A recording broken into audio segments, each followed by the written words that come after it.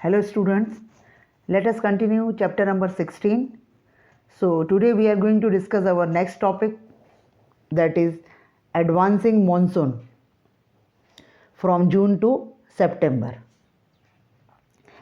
India is an agrarian country, and so the rainy season is very important season for India. About 80% of rain of the country falls during June to September. Southwest monsoon winds make the climate of India humid and cloudy and give it rain in advancing monsoon season. Since southwest winds brings rain, it is also called season of southwest monsoon winds. Almost entire India gets rainfall due to these winds. By the end of May, due to high temperature over India and Central Asia, a low pressure area develops. On the other hand, in the south, high pressure develops over Indian Ocean. As a result, winds blow from Indian Ocean, that is southern side, towards northern low pressure pockets. Since these winds blow from Indian Ocean, they gather moisture from the ocean and bring rain to India. Now student, you can see the map given in your textbook. India southwest advancing monsoon. You can see in the picture. Okay. Now, due to the physiography of the peninsular India, the southwest monsoon winds get divided into two branches. They are Arabian Sea current and Bay of Bengal current. Now we will discuss about the Arabian Sea current.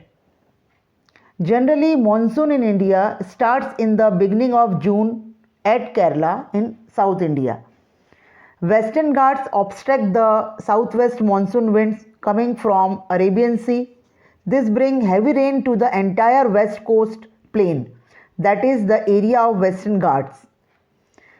When these winds cross Western Ghats and reach the peninsular plateau, most of its moisture reduced. Hence, this leeward region gets less rain.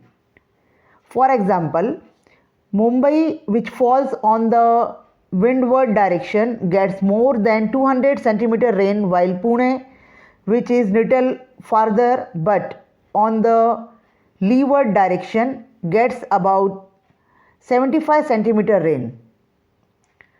Rain decreases as it moves northward from Kerala to Karnataka, Goa and Maharashtra on western coast. One branch of the Arabian Sea current enters Madhya Pradesh through the Narmada Valley.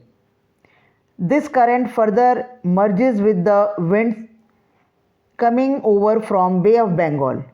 One branch of the Arabian Sea current passes over Gujarat, Saurashtra and Kutch and advances toward Rajasthan. Now student, you can see the map given in your textbook, India's annual rainfall.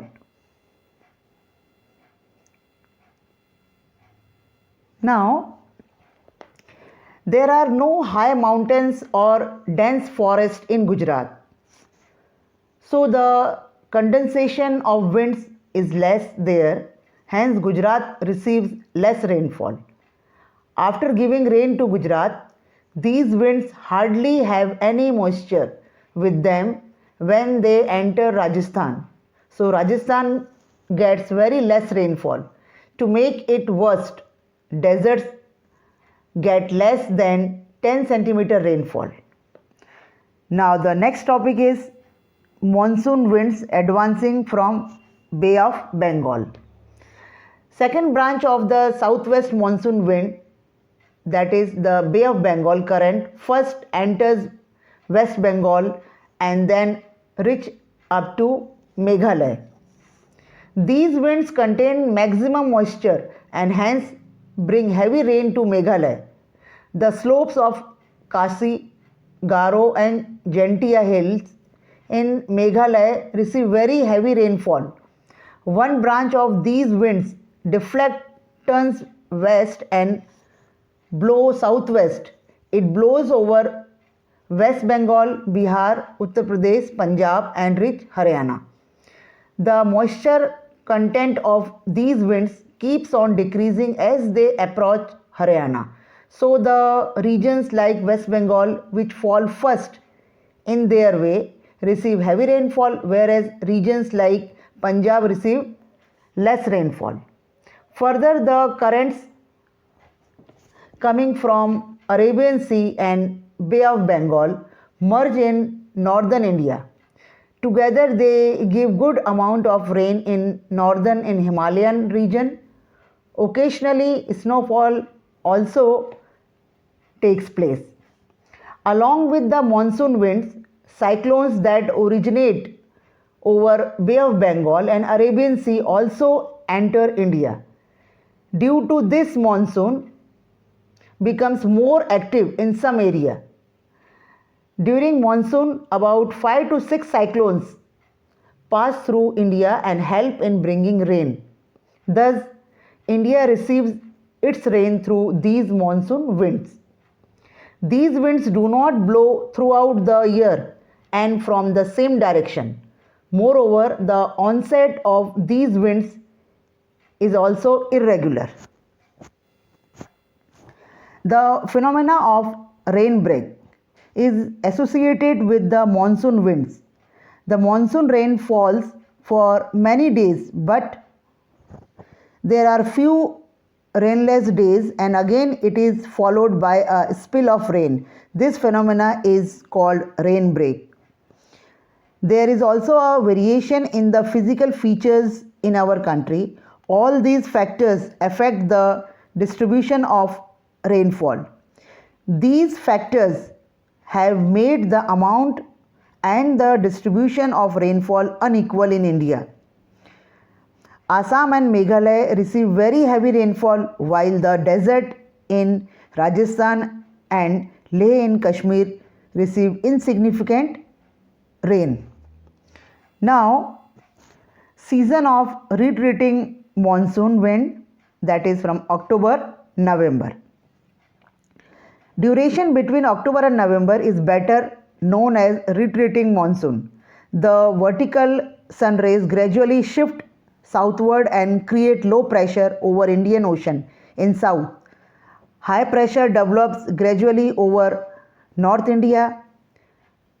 By the end of September, a fresh pressure system develops over Arabian Sea and Bay of Bengal, which weakens the monsoon winds which have already reached the interior part of India. When the pressure conditions change afterwards, these winds start flowing back towards the sea during October-November.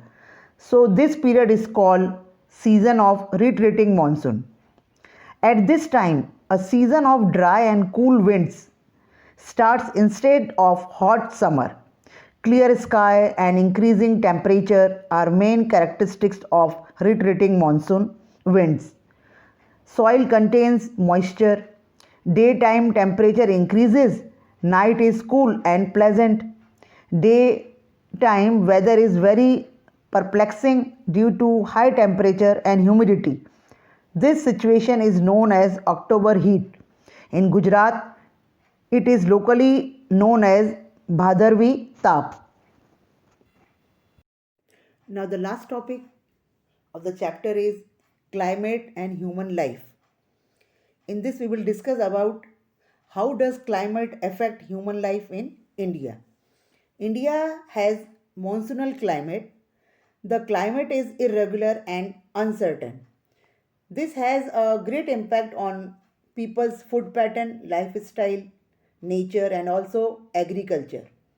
Moreover, India is an agrarian country. Its agriculture mainly depends on monsoon climate. If the climate is uncertain or irregular, then one can clearly see its impact on Indian agriculture and human life. Now, major impacts of climate on human life in India. India experiences a clear sky and high temperature most of the year. This is very favorable for agriculture. Due to the favorable climatic condition, a large variety of crops can be grown in a year, but due to uncertain rains, it does not become possible. Most of the rain falls during June to September, that is during monsoon season. So, regions that do not have proper irrigation facility can grow only one crop, that is during this monsoon season. Now, as the onset as well as end of rainy season, that is monsoon, is uncertain.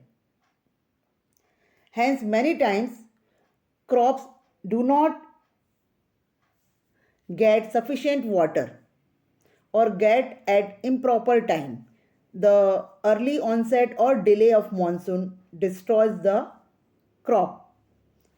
The quantity of water that falls is also uncertain. Sometimes it rains very heavily. This also destroys crops. Due to excessive rain, rivers get flooded and cause soil erosion, which in long term reduces crop production. Since more than required population is dependent on agriculture, after monsoon, a good amount of labor population becomes unemployed. These laborers then have to migrate to cities for finding work for the rest of the year. Irregular rain causes problem to some agro-based industries. These industries are not able to obtain raw material like cotton, sugarcane, tobacco, etc. for their industries. Problem of drinking water also becomes acute due to irregular rain. Life in desert or mountainous region becomes full of hardships. This directly affects people's food, clothing, occupation, etc. Thus, impact of rain in India is widespread. Now, for your knowledge, you can go through like to know. Indian Meteorological Department. The IMD does an important work of weather broadcasting. It transmits information on weather in the form of news in our country. It transmits this information on radio, television, and even publishes it in newspapers as well as on websites. This department was established in the year 1875 in Kolkata. Till 2005, its head office was in Pune. Then it was shifted to New Delhi. Its other six regional offices are located at Chennai, Guwahati, Kolkata, Mumbai, Pune, and Nagpur. Besides, it also has an office in the capital city of every state. IMD, that is Indian Meteorological Department, has established observation stations from India up to Antarctica. It forecasts weather based on the data it receives in all these stations. Now, student, I hope you all have understood this chapter. So, you have to complete the textual exercise in your CW as well as your workbook. Thank you.